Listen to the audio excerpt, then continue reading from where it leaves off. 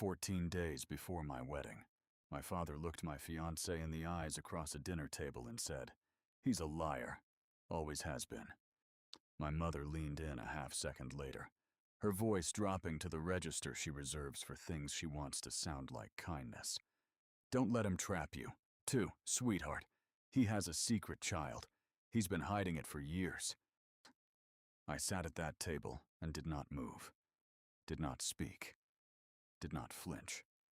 Not because I was frozen, because I already knew what was coming next. And what was coming next was going to end my parents in a way they had not prepared for and could not recover from. My name is Steve Page, 34 years old, founder of ClearPath Health Technologies, based in Atlanta's Midtown corridor. I build software for hospital systems. I employ 23 people. I have been working 18-hour days since I was 26 years old to build something from nothing, which is the kind of life that doesn't leave a lot of room for self-pity, and which has the useful side effect of making you very good at sitting still when someone is trying to blow up your world. Because you have learned through practice that the people who stay calm in a crisis are usually the ones who survive it. My fiancée's name is Rachel Holt, 31 years old, civil litigation attorney at a firm on State Street in Boston. She is precise, methodical, and has the particular patience of a woman who has spent 9 years building cases that take years to resolve. She does not panic. She prepares. When my parents sat down across from us at the rehearsal dinner at the Fairmont Copley Plaza in Boston on March 14th, 2026, and delivered their planned detonation. "He has a secret child. Don't let him trap you." Rachel did not raise her voice, did not look at me, did not reach for my hand. She reached into her purse. She took out her phone. She opened the Photos app. She turned the screen to face my parents and asked, in the calm tone of a litigator, presenting Exhibit A, "Is this her?" The photograph was of a little girl, 13 years old, with my eyes and her mother's smile, standing in front of a purple bedroom door in an apartment in Brooklyn, New York. My mother's face went the color of old paper. My father's jaw worked without producing sound. The room, 42 guests, white linen, the low, warm buzz of a celebration in its first hour, went completely and utterly silent. But I should tell you how we got there, because the way we got there is the entire story. I met Rachel 3 years ago in a hospital waiting room in Boston. She was reviewing case notes on a yellow legal pad, the most focused person I had ever seen in a room designed to make people anxious. I asked what she was reading. She said it was confidential. I asked if she was always that direct. She said she was, and that it saved everyone time. We had dinner that Thursday, 8 months later. When Rachel met my parents, she had already noticed things I had spent 30 years not examining. "Your mother calls every Sunday during the time she knows we're together," she said one evening. "She asks about the company financials. Every call, not out of interest, to assess. She asked me last week whether I had student loans." Rachel set down her fork. "She's building a picture." I had filed those patterns under parental behavior and left them there. Rachel organized them into something else. "They're managing something," she said. "I don't know what yet." I told her she was projecting. She gave me the look she gives when she's confident she's right, and has decided to let time do the convincing. She was right. She is almost always right. I have learned to lead with that understanding, and save us both time. Here is what I did not know until 22 days before my wedding. In the fall of 2011, I was 19 years old and a sophomore at Boston University. I was dating a girl named Cassie Torres, my first serious girlfriend, a semester ahead of me in the communications program. A person of considerable warmth and slightly chaotic energy, who made everything more interesting and occasionally more complicated. We were together for 14 months. We were careful until 1 month we weren't quite careful enough. I did not know this. I never knew this. What I know now is that in December 2012, Cassie discovered she was pregnant. She was frightened, overwhelmed, and made the decision that she needed to tell my parents before she told me because she had met them twice, found them intimidating, and believed, with the earnest logic of a 19-year-old, that the older people in the situation would know what to do. She called my mother on a Sunday evening. My mother told her, very calmly, that she would handle everything. She told Cassie not to say anything to me, not yet, not until they had figured out a plan. She said the words, "Steve has a future ahead of him. This doesn't have to derail it." 2 weeks. 3. She called my mother again. My mother told her the timing was still not right, that she was still figuring out the best way to approach Steve, that Cassie should just give it a little more time. 4 weeks after that first phone call, Cassie stopped waiting. She made her own decision. She had the baby. A girl. Born in August 2013. Healthy. 7 pounds 4 ounces. Named Lily. She arranged a closed adoption to a family services agency in Boston. The adoptive parents were Jennifer and Michael Walsh, a couple in Brookline. She asked my mother one more time to tell me. My mother said she would. She did not. Cassie left Boston after the adoption was finalized. She moved to Portland, Oregon, started over, and spent 13 years not knowing whether I had ever found out, whether I had chosen, knowing, not to come. She carried that uncertainty for 13 years. I learned all of this on February 20th, 2026, when Rachel sat down across from me at our kitchen table in Atlanta with a printed document and said, "I need you to hear this, and I need you to hear it from me before you hear it from anyone else." Rachel had found Cassie 4 months earlier. She had not done it to investigate me. She had done it because she was building a case, not a legal one, but the kind she builds instinctively when she senses someone is managing information around someone she loves.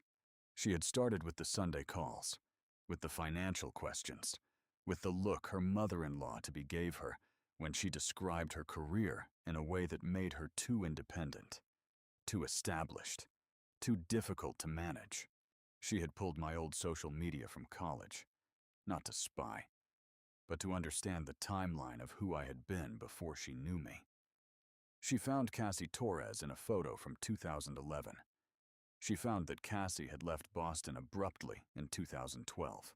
She found a birth announcement in a Brooklyn family newsletter, the kind that small community organizations publish, from August 2013. Baby girl, Walsh family, birth mother, a young woman from Boston. She didn't tell me what she was doing. She hired a private researcher, a woman she had worked with on a custody case, and within 6 weeks had a name, an address, and a telephone number. She called Cassie Torres on a Monday afternoon in October 2025. She introduced herself. She told Cassie she was engaged to Steve Page and that she was trying to understand what had happened. She asked Cassie to tell her the truth. Cassie told her everything. They spoke for 2 hours. Rachel took notes on a legal pad, with the same focused quiet I had watched her bring to hospital waiting room case files 3 years earlier. When Cassie was done, Rachel said, "Thank you, he doesn't know. I'm going to tell him, and I'm going to make sure he knows it wasn't your fault." Then she flew to Brooklyn and met the Walsh family. She met Lily, and she asked Jennifer and Michael Walsh if they would be willing to bring Lily to a rehearsal dinner in Boston in March, so that a little girl could meet her biological father at the same table where someone was planning to use her. "Existence as a weapon," Jennifer Walsh said. "Yes." I didn't know yet when my parents sat down across from us at that table that Lily Walsh was already in the hotel 4 floors up, in a room with Jennifer and Michael waiting. Let me tell you about my parents, because you need to understand what they believed they were doing. My father, Dennis Page, spent 30 years as a cardiologist at Emory University Hospital in Atlanta. My mother, Carol, managed the household and their social architecture with the precision of someone who had decided early that the family's public image was a project requiring constant maintenance. They were not cruel people in the broad sense. They were people who had decided that outcomes mattered more than processes, that the family's trajectory was a thing to be managed, and that love expressed itself most reliably through control. When my mother told Cassie not to say anything, when she decided that a 19-year-old girl's pregnancy was a variable to be contained, rather than a crisis to be helped, she was not acting from malice. She was acting from the belief that she was the most qualified person in the situation to determine the right outcome for everyone, including the people who hadn't been consulted. That is a particular kind of dangerous, not the villain you see coming, the one who genuinely believes they're helping while they arrange the walls around you. I had been living inside those walls for 34 years. I had learned to navigate them. What I had not fully understood was how many rooms I hadn't been allowed into. Rachel had understood it faster than I had. She had also understood something I had not thought to ask. If my parents had known about Cassie's pregnancy and buried it, what were they planning to do with that information now?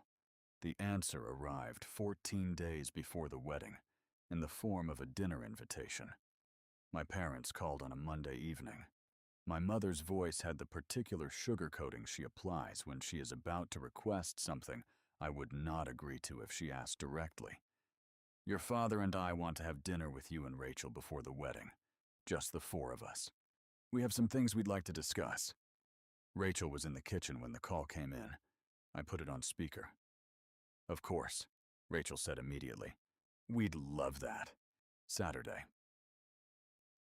My mother sounded pleased in the way people sound pleased when a plan is going more smoothly than expected. After we hung up, Rachel looked at me across the kitchen island.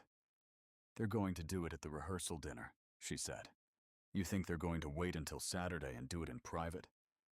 That's the whole point. They want to do it where I can't walk away quietly, where your friends are watching, where the story gets maximum reach. She picked up her coffee. The Saturday dinner is reconnaissance. They want to see how much I know. And do you want to go? She looked at me with the expression that means the question has already been answered. I've been waiting for this for 4 months, she said. Of course I want to go. We had dinner with my parents on Saturday, March 7th, at a restaurant in Buckhead they had chosen, a steakhouse where my father was a regular familiar territory, a room where he had the home advantage. He did not use it well. My mother spent 40 minutes asking Rachel questions that were not questions. They were inventory assessments. How long had Rachel been at the firm? Did she plan to make partner, or was she thinking about family? Had she and Steve discussed having children? His own children, she said, with a smile calibrated to sound like warmth. Rachel answered every single question with the pleasant non-committal precision of someone who has deposed hundreds of witnesses and knows exactly when a questioner is fishing. My father said almost nothing until the dessert course. Then he looked at Rachel and said, very casually, like a man who has been waiting for the right moment, has Steve ever talked to you about his past relationships? We've talked about everything that matters, Rachel said. My father nodded slowly. My mother's eyes moved to his, a quick, coordinated glance of the kind that couples develop over decades. They had their answer. She didn't know. They were wrong. The rehearsal dinner was March 14th. 42 guests. The Crystal Room at the Fairmont Copley Plaza on St. James Avenue in Boston. White roses on the tables. Rachel's choice. Simple and unshowy. Our closest friends.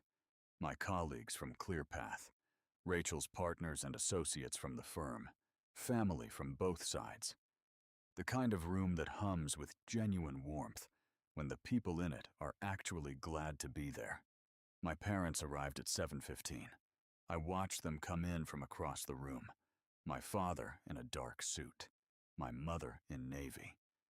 The pearl bracelet she wore to events where she wanted to project the image of a woman who had arrived.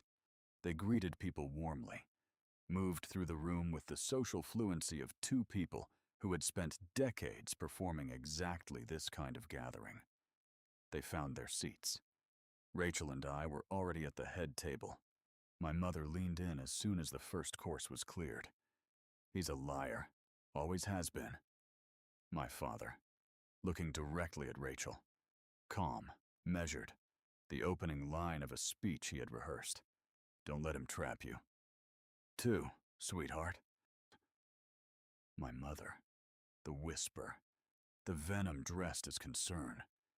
He has a secret child. He's been hiding it for years. I sat completely still. Rachel did not look at me. She did not react to either of them. She reached into her purse with the same deliberate calm she brings to opening a briefcase in a courtroom. She took out her phone. She opened the Photos app. She found the photograph she had been carrying for 4 months. She turned the screen to face my parents. Is this her? On the screen.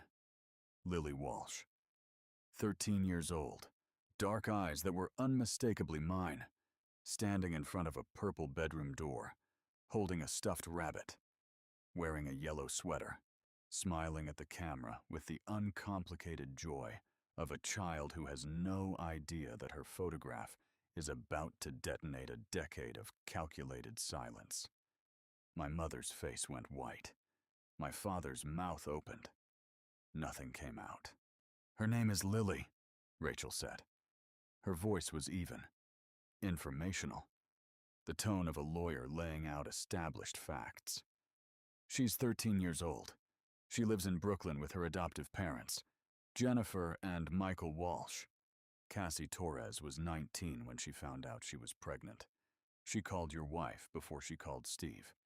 Your wife told her to wait. She waited.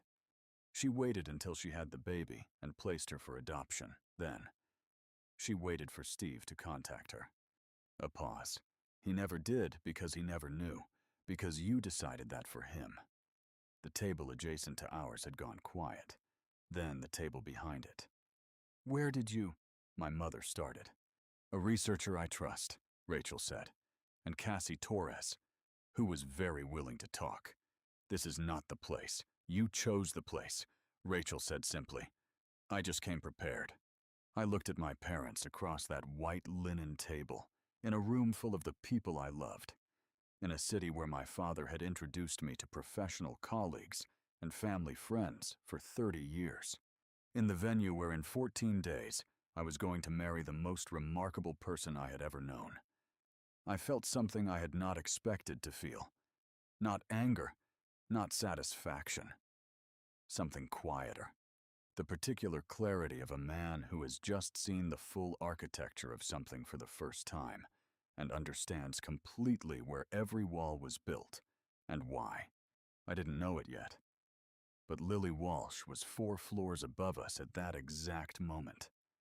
Awake, past her bedtime. Asking Jennifer Walsh if she could meet him tonight. If you've been listening for a while and want accounts like this to keep coming, it really helps if you hit that like button and subscribe. 97% of people never do, but it's what keeps this whole thing running. So, thank you. My father tried to recover.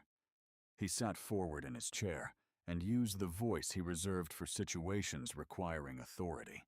The voice of a man who had spent 30 years delivering difficult diagnoses and had learned that a certain register of calm could make almost anything sound reasonable. We made a decision that we believed was in everyone's best interest. Steve had a future ahead of him. He was 19. A baby would have. You made that decision, I said. without asking me. It was the first thing I had said since they sat down. My father looked at me, and for the first time in 34 years, I watched him not have an answer ready. "You had a daughter," I said. "For 13 years. I had a daughter, and you decided I didn't need to know. You were a boy. I was 19, not 12, not incompetent. You didn't trust me with information about my own life." I looked at him steadily. "That's not protection, Dad. That's control." The room was very quiet now, not the hushed attention of people politely listening. The full, still silence of 42 people who have stopped pretending not to hear. My mother reached across the table. "Steve, please, not here." "You chose here," I said. It was the second time one of us had said that to them, and the repetition landed with the weight of the truth it was. The door at the far end of the crystal room opened. Jennifer Walsh walked in first, a composed woman in her early 40s, her hand held by a small girl in a white dress with a purple sash. Lily, 13 years old, dark eyes moving around the room with the careful alertness of a child entering an unfamiliar space. Rachel had texted Jennifer at some point during the conversation. I had not seen her do it. She had done it the way she did most things. Precisely. Without announcement. At exactly the right moment. The room's silence deepened into something different. Not shock. Exactly. Recognition. 42 people understanding simultaneously what they were looking at. Lily walked toward the head table. Her eyes found my face and stayed there. I do not know what she saw. I know what I felt. Something that does not have a clean name. Something between recognition and grief, and a joy so complicated it felt like it needed more space than a person's chest has. She stopped in front of me, looked up. "Are you Steve?" she asked. "Yeah," I said. "I am. I'm Lily." A pause. "I think you might be my dad." My mother made a sound, not a word, just a sound. The particular register of a woman who has just watched the thing she buried walk into a room in a white dress and introduce herself. "I heard you didn't know about me," Lily said, still looking at me. "Jennifer told me. She said it wasn't your fault." I could not speak for a moment. Rachel's hand found my arm under the table. "It wasn't," I managed. I stopped. Started again. "I would have wanted to know. I want you to know that." Lily considered this with the seriousness of a 13-year-old processing information that matters. "Okay," she said. Then, turning to look at my mother with the calm directness of a child who has not yet learned to perform anything other than honesty. "Are you his mom?" My mother stared at her. "Yes," she said, barely audible. "Did you know about me?" The room waited. My mother's lips moved. No sound came out. "It's okay if you did," Lily said. "Jennifer says people do hard things sometimes because they're scared, not because they're bad." She looked at my mother with more generosity than my mother had earned or deserved. "Were you scared?" My mother put her hand over her mouth. My father beside her looked at the table. Rachel's colleague from the firm, a woman named Dana, who had known Rachel for 7 years, stood up from a table nearby. "Steve," she said, "I think everyone in this room wants you to know that we're here for you, whatever comes next." Someone else followed, a colleague from ClearPath. Then, Rachel's best friend from law school, one by one. The room reassembled itself around a different center. Not my parents' narrative, not the story they had come to deliver, but the one that had just walked in through the door in a white dress with a purple sash. My father stood. He took my mother's arm. She did not resist. At the door, my mother stopped. She turned. For a moment, I thought she was going to say something worth hearing. "You'll regret this. Steve. All of you." The door swung shut behind them. The room exhaled. Then someone began to clap. Then everyone. Not for the departure. For Lily, who stood at the head table looking mildly confused by the noise. "Why are they clapping?" she asked Jennifer, who had moved to stand beside her. "Because you were very brave," Jennifer said. Lily seemed to accept this. She looked at the dessert cart near the far wall with the focused interest of a 13-year-old who has completed a significant task and is ready to move on to something enjoyable. Rachel leaned close to my ear. "She asked to meet you tonight." 4 hours ago. Jennifer said she'd been asking all week. I looked at Lily. This person who had existed for 13 years without my knowing, who had walked into a room full of strangers with the steadiness of someone who had been prepared for something hard and had decided to face it anyway. She had my eyes. I had not been ready for that. "Hi again," I said. She looked up from the dessert cart. "Do you like chocolate cake?" "Yes," I said. "Me, too," she said. "That's probably genetic." I laughed for the first time all evening.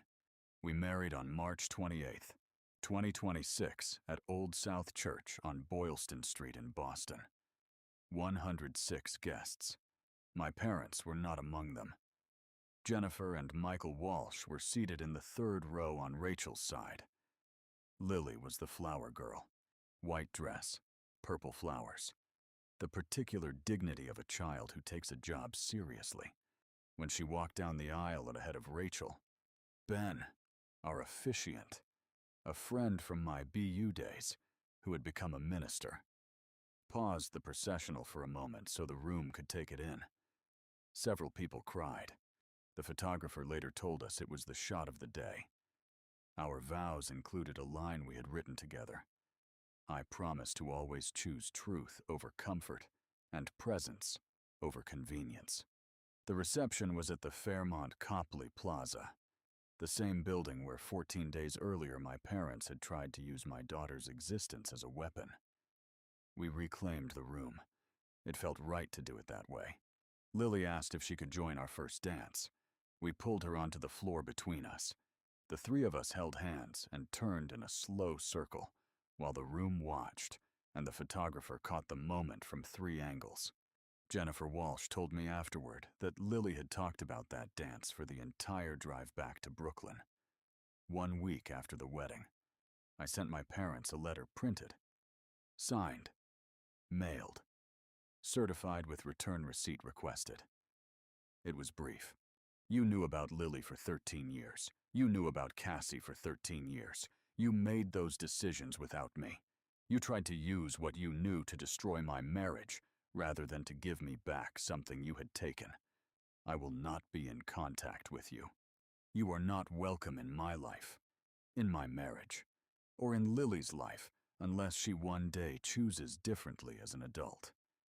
That is her right. It is not yours. Steve." I received the return receipt confirmation 3 days later. I filed it in the folder I have kept since February, where I keep everything that matters, in a form I can return to. I did not hear from them. Here is what I know now. I know that the people who control information in families do it because information is power, and the loss of information control is the loss of a certain kind of influence. My parents did not bury Cassie's pregnancy because they hated me. They buried it because a 19-year-old with a child was a variable they could not manage toward the outcome they wanted. They made the calculation that the family's trajectory was more important than my right to know I had become a father. That calculation was wrong. Not because it didn't produce the outcome they wanted. It did. For 13 years. It was wrong because the people whose lives they managed around that decision, Cassie, Lily, and me, paid the cost of it without being consulted. I also know this. Rachel spent 6 months building a case that she never had to argue in court. She found a child. She found her mother. She flew to Brooklyn and introduced herself to strangers and asked them to trust her with something irreplaceable. She did all of it because she had decided, 8 months into knowing me, that I deserved the truth. Even if the truth was complicated. Even if the truth changed everything. Even if the truth meant that the man she was planning to marry had a daughter he didn't know about. She never once considered that a reason to leave. She considered it a reason to act. That is the person I married. That is what I get to build a life with. Lily lives in Brooklyn with Jennifer and Michael. That is her home, her school, her primary family. She stays with us Wednesday evenings for dinner. Every other weekend, we are in family therapy together. Me, Rachel, Jennifer, Michael, and Lily. It is working. She has a bedroom at our apartment in Atlanta now. Purple. Her requirement. She chose the shade herself from a paint strip at Home Depot, with the gravity of someone making an important architectural decision. She called me Dad Steve for the first time in June. Unprompted, in the middle of asking me to pass the butter at dinner. I passed the butter. She spread it on her toast. We kept talking. But I thought about 13 years of not knowing. About a photograph carried in a lawyer's phone for 4 months. About a little girl in a white dress who walked into a room full of strangers and told the truth with the calm of someone twice her age. Some things take the time they take, and some things, when they finally arrive, are exactly what they were always supposed to be. If you liked this story, join our community by hitting that like button and subscribing for more family-centered accounts like this. The conversation drifted to ordinary things after that. Homework. Weekend plans. Whether the tomatoes in the garden would be ready before the end of the month. Anyone walking past our table would have seen nothing remarkable, just a family sharing breakfast on a quiet morning. They would never have guessed how many years of uncertainty, silence, and unanswered questions had quietly led to that simple meal. And perhaps that's exactly how healing is supposed to look. Not dramatic, not announced. Just ordinary life finally becoming possible again. For years, I believed closure would arrive with a single conversation that explained everything. Instead, it came in pieces. A photograph discovered at the right moment. A document that finally answered an old question. A child brave enough to speak honestly, without realizing how much courage she was showing. None of those moments erased the years that came before them. They simply gave those years a place to rest. Looking back now, I understand that truth has its own pace. You can't rush it, bargain with it, or force it to appear before its time. But once it arrives, it has a remarkable way of fitting into every part of the story that never quite made sense before. That little girl didn't know she was changing anyone's life when she spoke. She wasn't trying to be heroic. She was simply telling the truth because, to a child, the truth is usually the simplest thing in the room. Adults often complicate what children state without hesitation. Watching her that day reminded me that honesty doesn't always require confidence or experience. Sometimes it requires nothing more than the willingness to say what you know to be real. Years have passed since that morning, and life has settled into the kind of rhythm I once thought I had lost forever. We still gather around the same table. We still pass the butter without thinking. We still laugh over stories we've heard a dozen times before. Those routines may seem small, but I've learned never to underestimate ordinary moments. They are the quiet reward that follows seasons of uncertainty. They are proof that peace doesn't always arrive as a grand celebration. Sometimes it arrives disguised as breakfast with the people you love. Every now and then, I catch myself looking around the table for no particular reason. Not because I'm afraid something will disappear, but because I'm grateful it exists at all. Gratitude has a way of changing what you notice. You stop counting what was taken from you and begin appreciating what remained strong enough to endure. That's a much gentler way to live. If someone asked me today what finally made the difference, I wouldn't point to the legal documents or the long conversations, or even the unexpected discoveries. I'd point to the decision all of us eventually made to stop living in fear of the truth. Once that happened, everything else became possible. Trust slowly returned. Relationships found room to grow again, and the future stopped feeling like something to survive and started feeling like something to look forward to. If this story leaves you with anything, I hope it's the understanding that not every answer arrives when you want it to. Some truths spend years finding their way to the surface. Some relationships need time before they can become what they were always capable of being. Waiting can be painful, but waiting doesn't always mean nothing is happening. Sometimes life is quietly arranging pieces you cannot yet see.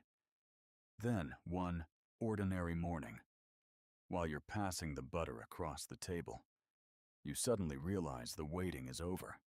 Looking back, I no longer think about the 13 years only as time that was lost.